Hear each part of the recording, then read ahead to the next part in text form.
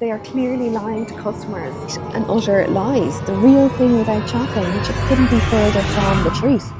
The reason it riled me up is because, so a few weeks ago, M&S launched their range of 1 ingredient cereals, 6 ingredient hoops. They've done an oat drink. Now, I've been watching all of the discussions on LinkedIn and I thought it'd be great to do a taste test to share with everybody. And I went into M&S right at the beginning when all this hype was going on and there was nothing on the shelf, which was interesting in itself. I am incredibly passionate about developing food products that are better for us, better for the environment, so much so that I'm very proud to run a masterclass for the Future Food Movement, talking about how we can create products that are more healthy and sustainable. So I am coming from this very much from a position of wanting the best products to be available for us. The other day, post on Instagram that my very good friend shared with me, and it's someone that I follow, and I'll put the image up that really got me riled up. And I thought I must do this video. Basically, this was really slating a product, and this particular product is a herbs and garlic and ginger that you can buy in the tube. I'm in Tesco and I'm calling on all retailers to delist the Just Add herb and garlic purees because they are clearly lying to customers. Let's have a look. Why are these products in every single retailer that I'm seeing? It is complete and utter lies. The real thing without chopping, which it couldn't be further from the truth. This is not just chopped garlic. It's also sugar, rapeseed oil, xanthan gum, calcium chloride, acidity regulator. It is not the real thing without chopping. That is blatant lies. I'm going to put a link in my bio where we can make a complaint to the FSAI on misleading labelling on food products. That's what it's there for. Hopefully we can all use our people power to get companies like this take some accountability for how much they're deceiving customers and to change this packaging.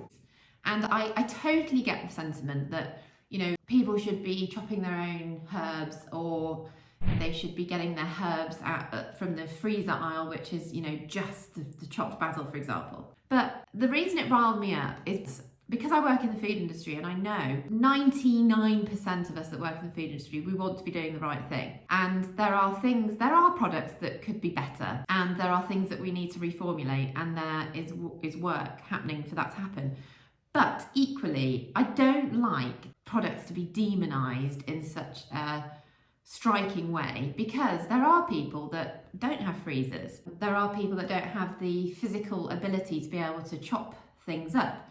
And so this type of product that Sophie Morris was demonising, you know, can be really helpful for certain people. I do agree that some ingredients can be cleaned up, but my personal feeling is I get quite defensive of us as an industry, because we do need to do things differently, and I think we are doing things differently, but it's a big ship to turn. So that's my view on that. And so that made me think I've got to do this taste test on these 1 ingredient products, because I also have some opinions on this. And I love M&S. I worked at M&S. I'm a massive M&S shopper. I've been there this morning. I have favourite products. I still eat the products that I developed, and I think M&S is a fantastic retailer. However, I do feel slightly unsure of how good for us as a society this type of product launch is.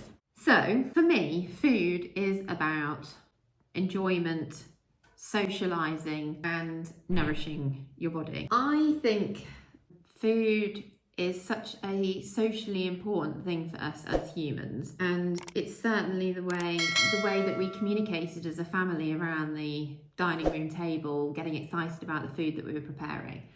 My concern for the conversations that are arising are making food a problem, and we are challenging what people are eating and making people feel worried about what they're eating, and it's really confusing. The reason that I wanted to do this video is because these products where there's only 1 ingredient or only 5 ingredients is a response to the noise that's happening, and it's a great response. It's really clever, and from a marketing perspective, it's making people think, fantastic, For example, I brought these home to do this test, and my husband was like, "This is really clever. Only one ingredient. That's." And that is the immediate response. And the reason I find that concerning is because cereals have been fortified for many years. I know bread has been fortified since the 1940s. I'm not sure when fortification of cereals came in. It's not a legal requirement to fortify, but it's kind of become standard because it's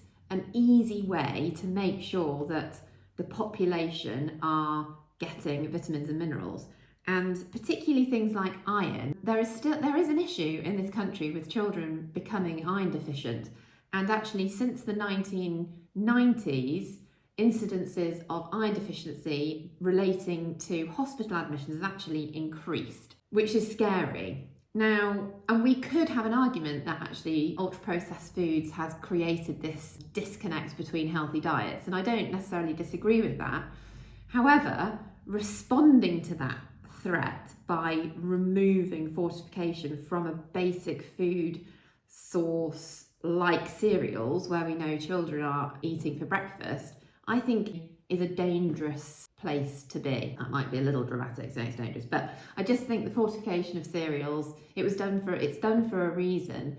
And I think this is a really clever way of saying, hey, we've got a great, less processed, cleaner offer for you, but it's just not quite as clear cut as that. And then also when you look at the cost comparison, it's shocking.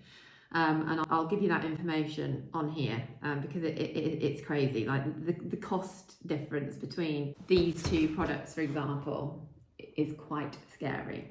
So I bought the 5-ingredient multigrain hoops and the standard multigrain hoops, which you can see is high in fibre, and it is also fortified. And I haven't tasted these yet, and I also got my son to taste these, which you'll see, because I thought it was quite a good idea to get a child's reaction, which was quite interesting actually. But I haven't tried these yet. I'm not trying them with milk, I'm just going to try them straight out. And the first thing I think is really interesting is the difference in visual. So I hadn't really expected there to be such a dramatic difference in visual, but there is. So I'm going to try the regular ones first. They taste like standard multigrain hoops and like Cheerios basically. They've got a little bit of, they are crunchy, but there's a little bit of slight softness to them as well. So they feel quite airy and they're nice and big. These ones, they look quite dry. They look like hard work. I mean, I quite like the look of them, to be honest, because they look quite natural, but they do look quite hard. They are hard. They're far less sweet. And I know you would normally eat them with milk. I'm just looking at these. So 3.8 grams of sugar per 100 grams, so 3.8% sugar in the 16.4 grams of sugar in these. So they are, what's that? They're about more than 4 times more sugar, which you can really taste, which is really interesting. And you can really taste that.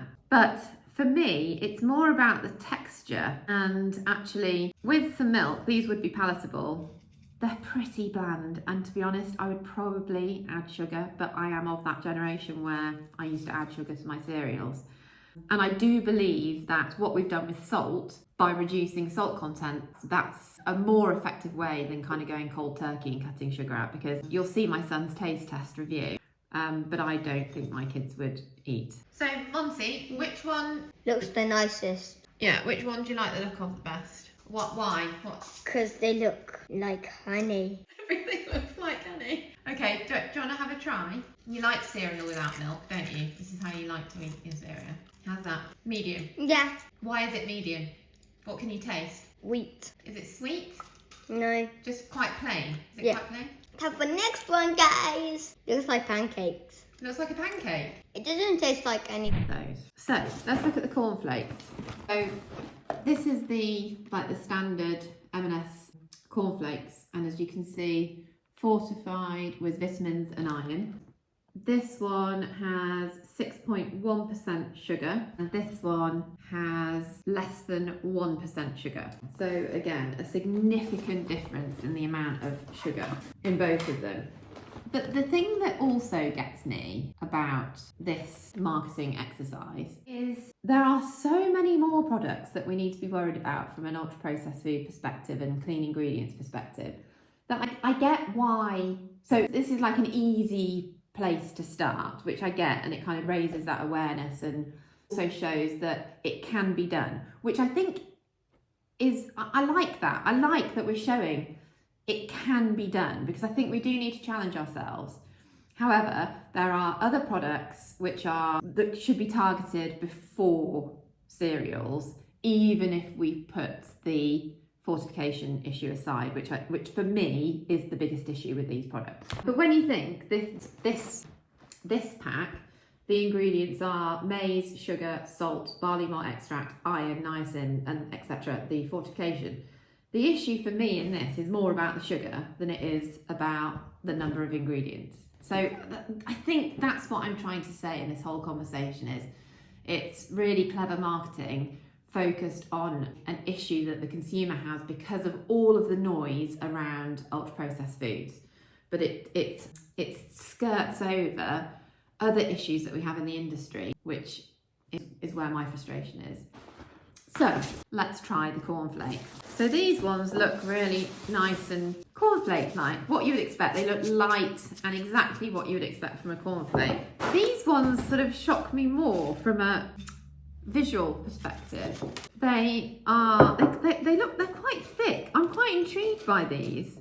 They look quite thick and almost a bit like sort of crisp-like. So let's give them a go. You definitely know you're eating those. It's quite unlike, they're quite hard work, but in a good way. They actually really remind me of when I was at an exhibition last year, I met I think it was a Peruvian company that were doing maize snacks. They're like these big maize style crisps, and they're actually quite similar to that. So definitely not unpleasant, but I would say quite hard going as a cereal. Whereas these are very light, and actually you could argue that these are there's not enough to them as a cereal, and I always find that I'm never full up after cereal. They almost melt in your mouth in comparison. They have a distinctive cornflake taste, whereas if I blind tasted them, I wouldn't actually say they were cornflakes. But nevertheless, quite a distinctive corn flavour, just not what you would associate with cornflakes. But again, for me, this is about the comparison between a very standard product that's on shelf and trying to do something that moves it away from a processed food, when actually the issue for me in a standard box of cornflakes isn't how processed it is. It's about the sugar, the additional sugar, which you could argue is actually adding a process that you don't need. So all in all, I think it's a really clever way of demonstrating that things can be done to make products less processed. For me, I'm not sure this is the right place to start. And I think it also does throw up which is quite good in a way that it shows actually how difficult it is to make food for the value that we are used to. If you enjoyed that and you would like to see more taste tests, then let me know, because I would love to do more of this. And yeah, if you've got particular products that you want me to look at and delve into, let me know.